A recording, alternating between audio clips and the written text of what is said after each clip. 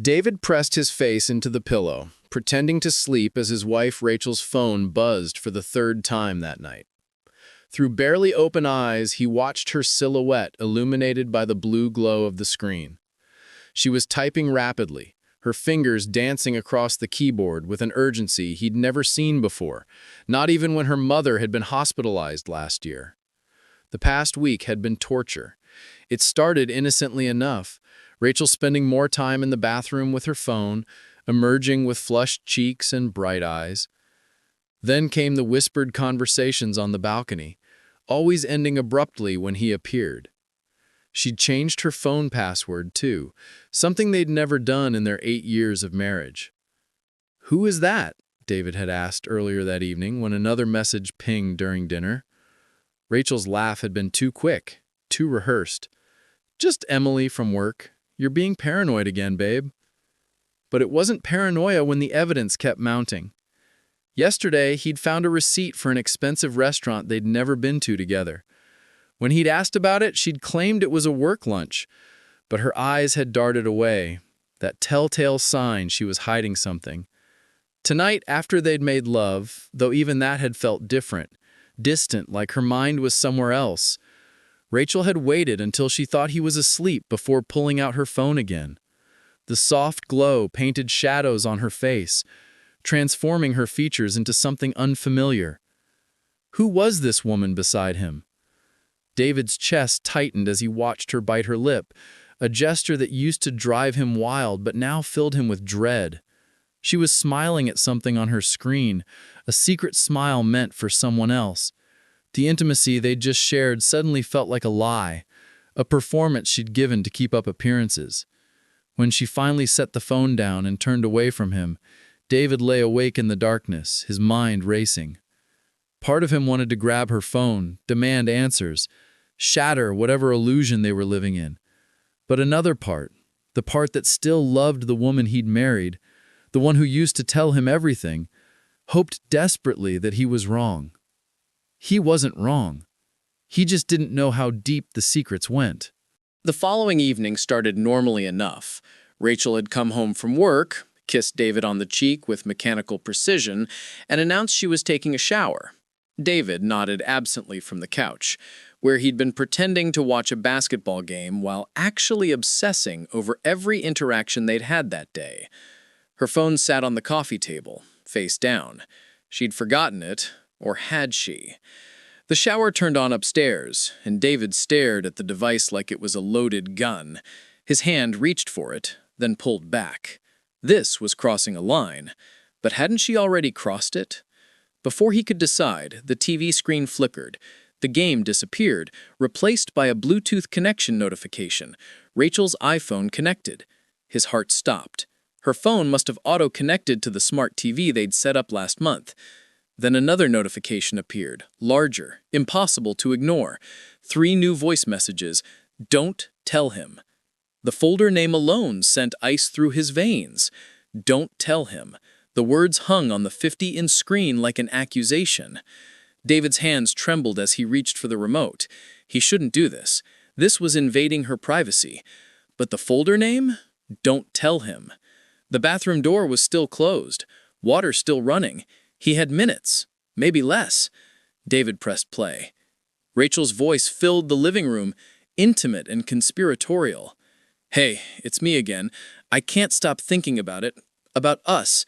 He has no idea, and I feel terrible lying to him every day, but this is too important. We're so close now." His vision blurred, the room tilted. This was it, the confirmation he'd been dreading. She was having an affair. The second message played automatically. "I transferred the money today. 20,000. It's everything we've saved, but you said it would be enough. Please tell me this is going to work. I'm terrified he'll find out before we're ready." $20,000? David's mind reeled. Their savings account. He hadn't checked it in weeks. Rachel always handled the finances. She'd stolen their money for who? The third message began. "I saw him today and he was asking questions. I told him he was being paranoid, but I don't know how much longer I can keep this up. The surprise is almost ready, but there's something else I need to tell you. It's about..." The bathroom door opened upstairs. "David, can you bring me a towel?" He couldn't move, couldn't breathe. Her voice echoed from both the TV speakers in the hallway above, creating a stereo effect of betrayal. Rachel appeared at the top of the stairs, wrapped in a robe, hair dripping. Her eyes went to the TV screen, to her phone notifications displayed for the world to see. Her face drained of all color. Rachel's hand gripped the staircase railing, knuckles white. For a moment, neither of them moved, a frozen tableau of shattered trust. The voice messages had stopped, but the silence that followed was deafening, filled with everything unsaid between them. "David!" Her voice cracked. She descended the stairs slowly, like approaching a wounded animal. "Let me explain." "Explain?" The word came out strangled. David stood, the remote falling from his hand. "Explain how you've been lying to me, how you stole $20,000 from our account. Explain who the hell you've been talking to." "It's not what you think." "It never is." His voice rose to a shout, something he'd never done before. "You said I was paranoid. You made me feel crazy for noticing that my wife was sneaking around, whispering to someone else, hiding her phone like a teenager. And all along you were planning your surprise party." Rachel's words came out in a rush, desperate and pleading. "David, I was planning a surprise for your 40th birthday. That's what this is all about." He laughed bitterly. "A surprise party that costs our entire savings? That requires secret meetings and lies?" Rachel's eyes filled with tears. "Not just a party. I wanted to do something bigger. You've been talking about opening your own architecture firm for years, but you always said we didn't have the capital. So I've been working with Natalie to help you make it happen." "Natalie?" David's anger faltered. Natalie was Rachel's college roommate, a business consultant he'd met maybe 3 times. What does Natalie have to do with this? "She's been helping me put together a business plan, connect with investors, scout office spaces. The $20,000 was supposed to be seed money to get started. I wanted to present it all to you on your birthday, a complete package, everything you needed to finally chase your dream." David sank back onto the couch, his anger collapsing into confusion. Part of it made sense. He'd been complaining about his corporate job for years, dreaming of starting his own architecture firm, but never having the courage to take the leap. But still, "The voice messages," he said quietly. "You said us. You said you couldn't stop thinking about us." Rachel sat beside him, maintaining careful distance. "Us, as in you and me, our future, our life after you start the firm. David, I've been obsessed with making this perfect for you." He wanted to believe her. God, how he wanted to. But something nagged at him, some inconsistency he couldn't quite place. "If this was all innocent, why the secrecy? Why make me feel insane for asking questions?" "Because you're terrible with surprises," Rachel almost laughed through her tears. "Remember our wedding? You accidentally saw the venue invoice and figured out the whole theme. I wanted this to be different, special." David's hands covered his face. He felt foolish, relieved, angry, a mess of emotions he couldn't untangle. But then he remembered something. The third message. "What were you about to say? In the third message?" Rachel's face went pale again. Rachel stood abruptly, pacing to the window. Outside, their suburban street was dark except for the glow of porch lights.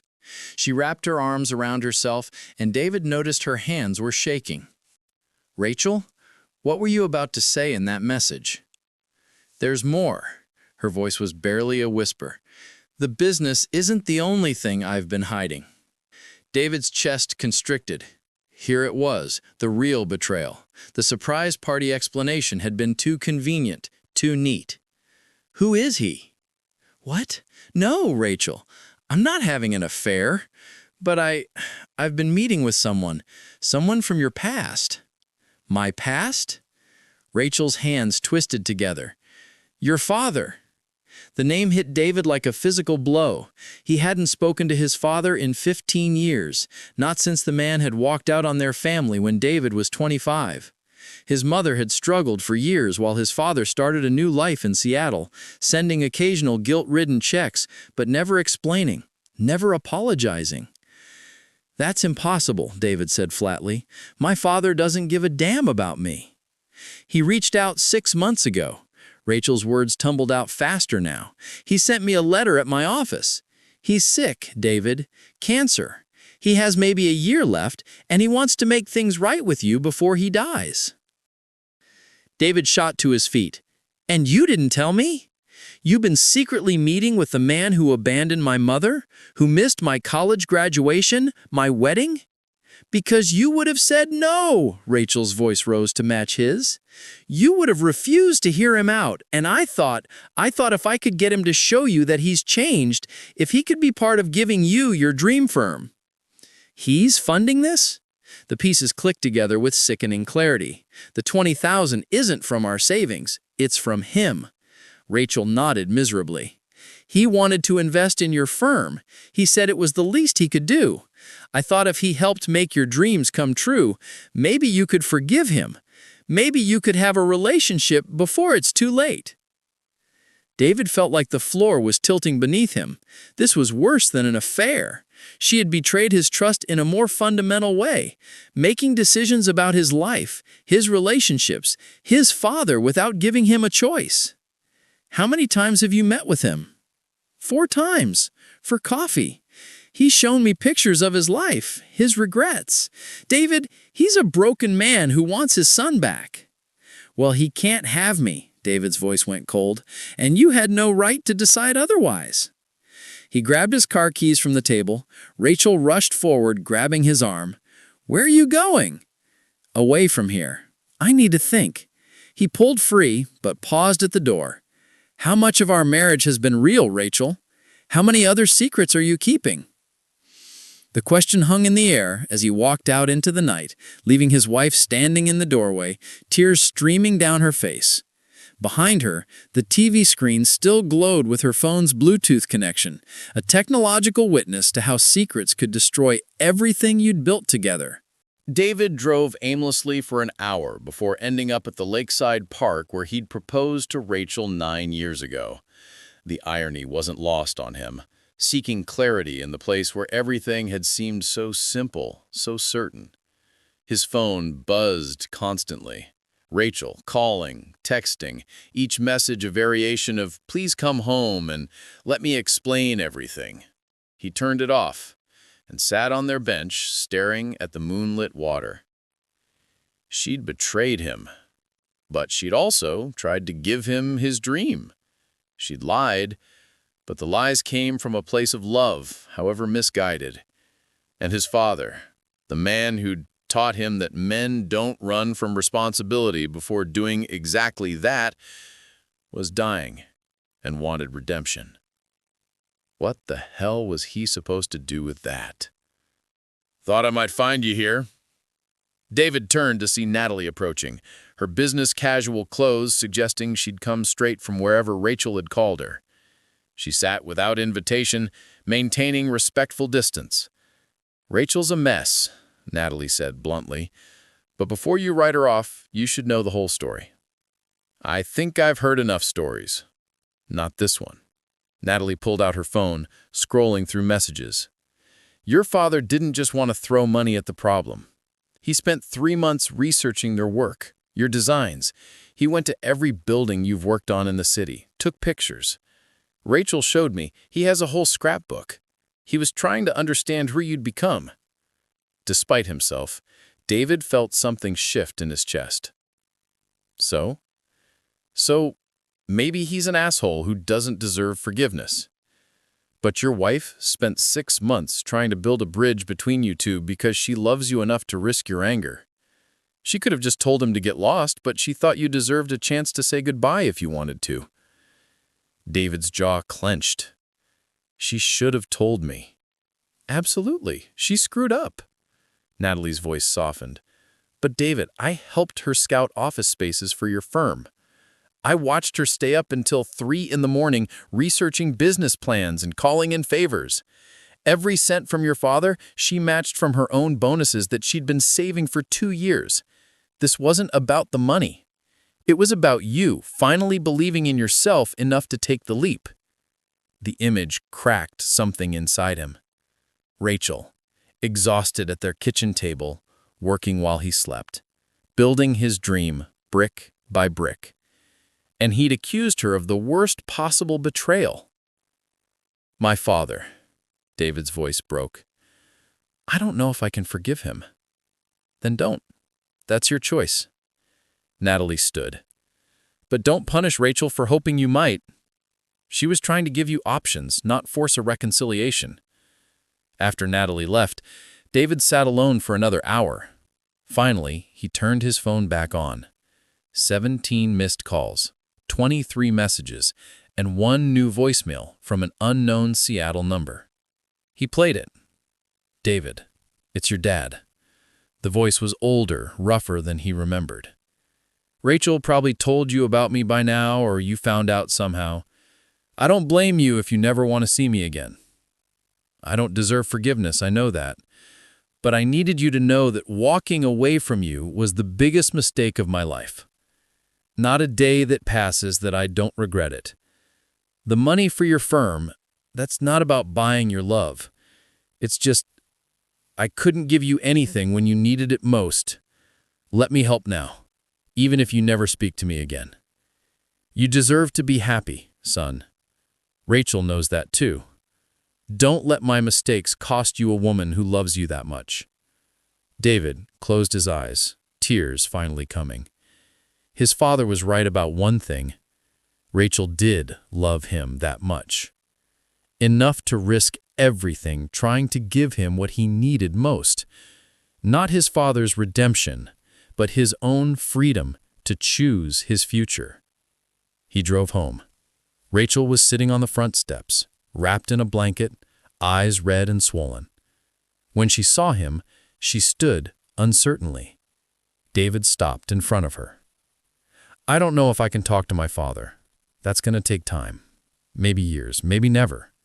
Rachel nodded, fresh tears spilling. "I understand. But I do know that I love you. And I know that you made a mistake trying to protect me from a choice I should have made myself. I'm so sorry." He pulled her into his arms, feeling her body shake with sobs against his chest. "We're going to have to learn how to be honest with each other again. Really honest. Even when it's hard." Rachel nodded against his shoulder. "Anything, I promise." They stood there in the darkness, 2 imperfect people trying to rebuild trust one moment at a time. The secrets had been revealed, the lies exposed. What came next would be harder. Choosing to trust again, to forgive, to move forward together. Inside, David's phone buzzed with an email from Natalie. The business plan for his firm, complete and waiting. His father's investment could launch it, or he could refuse and find another way. For the first time in 15 years, he had options. But tonight, he just held his wife and chose to stay.